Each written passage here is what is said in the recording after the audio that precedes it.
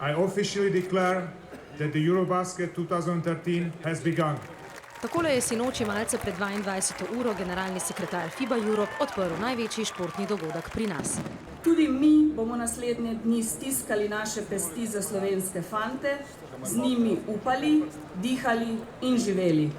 Vsem skupaj želim dobro in športno navijanje, obiskovalcem iz tujine pa, da bi se prijetno počutili v naši Sloveniji in se vrnili domov s Slovenijo v svojih srcih. Več tisoč športnih navdušencev, med katerimi pa tokrat ni bilo predsednika republike Boruta Pahorja, so nagovorili tudi predstavniki vseh 4 mest gostiteljic prvenstva. Želim, da bi se v takem še večjem številu našli tu na Kongresnem trgu 22.